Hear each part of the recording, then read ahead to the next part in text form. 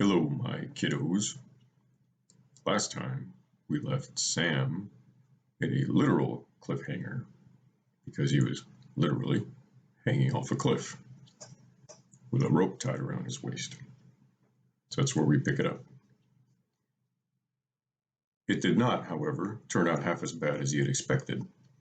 The rope seemed to give him confidence, though he shut his eyes more than once when he looked down between his feet. There was one awkward spot where there was no ledge and the wall was sheer and even undercut for a short space. There he slipped and swung out on the silver line, where Frodo lowered him slowly and steadily, and it was over at last. His chief fear had been that the rope length would give out while he was still high up, but there was still good bite in Frodo's hands when Sam came to the bottom and called up, "I'm down!" His voice came up clearly from below, but Frodo could not see him. His gray elven cloak had melted into the twilight. Frodo took rather more time to follow him. He had the rope about his waist, and it was fast above, and he had shortened it so that it would pull him up before he reached the ground. Still, he did not want to risk a fall, and he had not quite Sam's faith in his slender gray line. He found two places, all the same, where he had to trust wholly to it. Smooth surfaces where there was no hold even for his strong hobbit fingers, and the ledges were far apart. But at last he too was down. "Well," he cried, "we've done it. We've escaped from the Emyn Muil. And now what next, I wonder? Maybe we shall soon be sighing for a good hard rock underfoot again." But Sam did not answer. He was staring back up the cliff. "Ninny hammers," he said. "Noodles! My beautiful rope! There it is tied to a stump, and we're at the bottom. Just as nice a little stair for that slinking Gollum as we could leave. Better put up a signpost to say which way we've gone. I thought it seemed a bit too easy. If you can think of any way we could have both used that rope and yet brought it down with us, then you can pass on to me Ninnyhammer or any other name your gaffer gave you," said Frodo. "Climb up and untie it and let yourself down if you want to." Sam scratched his head. "No, I can't think how. Begging your pardon," he said. "But I don't like leaving it, and that's a fact." He stroked the rope's end and shook it gently. "It goes hard parting with anything I brought out of the elf country. Made by Galadriel herself, too, maybe." "Galadriel," he murmured, nodding his head mournfully. He looked up and gave one last pull to the rope, as if in farewell. To the complete surprise of both the hobbits, it came loose. Sam fell over, and the long gray coil slithered silently down on top of him. Frodo laughed. "Who tied the rope?" he said. "A good thing it held as long as it did. To think that I trusted all my weight to your knot." Sam did not laugh. "I may not be much good at climbing, Mr. Frodo," he said in injured tones, "but I do know something about rope and about knots. It's in the family, as you might say. Why, my granddad and my uncle Andy after him that was the gaffer's eldest brother, he had a rope walk over the Tight-Field many a year. Tie-field many a year. And I put as fast a hitch over the stump as anyone could have done, in the Shire or out of it." "Then the rope must have broken, frayed on the rock edge, I expect," said Frodo. "I bet it didn't," said Sam in an even more injured voice. He stooped and examined the ends. "Nor it hasn't, neither. Not a strand." "Then I'm afraid it must have been the knot," said Frodo. Sam shook his head and did not answer. He was passing the rope through his fingers thoughtfully. "Have it your own way, Mr. Frodo," he said at last, "but I think the rope came off itself when I called." He coiled it up and stowed it lovingly in his pack. "It certainly came," said Frodo, "and that's the chief thing. But now we've got to think of our next move. Night will be on us soon. How beautiful the stars are, and the moon." "They do cheer the heart, don't they?" said Sam, looking up. "Elvish they are, somehow. And the moon's growing. We haven't seen him for a night or two in this cloudy weather. He's beginning to give quite a light." "Yes," said Frodo, "but he won't be full for some days. I don't think they'll try the marshes by the light of a half moon." "I don't think we'll try the marshes by the light of a half moon." Under the first shadows of night, they started out on the next stage of their journey. After a while, Sam turned and looked back at the way they had come. The mouth of the gully was a black notch in the dim cliff. "I'm glad we've got the rope," he said. "We've set a little puzzle for that footpad, anyhow. He can try his nasty flappy feet on those ledges." They picked their steps away from the skirts of the cliff among a wilderness of boulders and rough stones, wet and slippery with heavy rain. The ground still fell away sharply. They had not gone very far when they came upon a great fissure that yawned suddenly black before their eyes. It was not wide, but it was too wide to jump across in the dim light. They thought they would hear the water gurgle. They thought they could hear water gurgling in its depths. It curved away on their left northward, back towards the hills, and so barred their road in that direction, at any rate while the darkness lasted. We had better try a way back southwards along the line of the cliff, I think," said Sam. "We might find some nook there, or even a cave or something." "I suppose so," said Frodo. "I'm tired, and I don't think I can scramble among stones much longer tonight, though I grudge the delay. I wish there was a clear path in front of us. Then I'd go on until my legs gave way."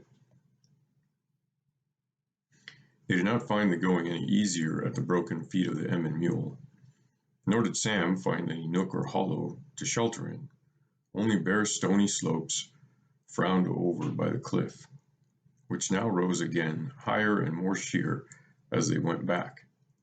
In the end, worn out, they just cast themselves on the ground under the lee of a boulder lying not far from the foot of the precipice. There for some time they sat huddled mournfully together in the cold, stony night, while sleep crept upon them in spite of all they could do to hold it off. The moon now rode high and clear. Its thin white light lit up the faces of the rocks and drenched the cold, frowning walls of the cliff, turning all the wide looming darkness into a chill, pale gray scored with black shadows. "Well," said Frodo, standing up and drawing his cloak more closely round him. "You sleep for a bit, Sam, and take my blanket. I'll walk up and down on sentry for a while." Suddenly he stiffened, and stooping, he gripped Sam by the arm. "What's that?" he whispered. "Look over there on the cliff." Sam looked and breathed in sharp through his teeth. "Sss," he said. "That's what it is. It's that Gollum. Snakes and adders. And to think that I thought we'd puzzle him with our bit of a climb. Look at him, like a nasty crawling spider on a wall." Down the face of a precipice, sheer and almost smooth it seemed in the pale moonlight, a small black shape was moving with its thin limbs splayed out. Maybe its soft clinging hands and toes were finding crevices and holes that no hobbit could ever have seen or used, but it looked as if it was just creeping down on sticky pads like some large growling thing of insect kind, or like some large prowling thing of insect kind. And it was coming down head first, as if it was smelling its way. Now and again it lifted its head slowly, turning it right back on its long skinny neck, and the hobbits caught a glimpse of two small pale gleaming eyes. Its eyes that blinked at the moon for a moment, and then were quickly lit again. "Do you think he can see us?" said Sam. "I don't know," said Frodo quietly, "but I think not. It is hard even for friendly eyes to see these elven cloaks. I cannot see you in the shadow even at a few paces, and I've heard that he doesn't like sun or moon." "Then why is he coming down just here?" asked Sam. "Quietly, Sam," said Frodo. "He can smell us, perhaps, and he can hear as keen as elves, I believe. I think he has heard something now. Our voices, probably. We did a lot of shouting away back there. and we were talking far too loudly until a minute ago." "Well, I'm sick of him," said Sam. "He's come once too often for me, and I'm going to have a word with him if I can. I don't suppose we could give him the slip now anyway." Drawing his gray wool, drawing his gray hood well over his face, Sam crept stealthily towards the cliff. "Careful," whispered Frodo behind him. "Don't alarm him. He's much more dangerous than he looks." The black, crawling shape was now 3/4 of the way down, and perhaps 50 feet or less above the cliff's foot. Crouching stone still in the shadow of a large boulder, the hobbits watched him. He seemed to have come to a difficult passage, or to be troubled about something. They could hear him snuffling, and now and again there was a harsh hiss of breath that sounded like a curse. He lifted his head, and they thought they heard him spit. Then he moved again. Now they could hear his voice creaking and whistling. "Ah, cautious, my precious. More haste, less speed. We mustn't risk our neck, must we, precious? No, precious. Gollum." He lifted his head again, blinked at the moon, and quickly shut his eyes. "We hate it," he hissed. "Nasty, nasty, shivering light, and it is. It spies on us, precious. It hurts our eyes." He was getting lower now, and the hisses became sharper and clearer. "Where is it? Where is it? My precious, my precious. It's ours it is, and we wants it. The thieves, the filthy little thieves. Where are they with my precious? Curse them. We hates them." "It doesn't sound as if he knew we were here, does it?" whispered Sam.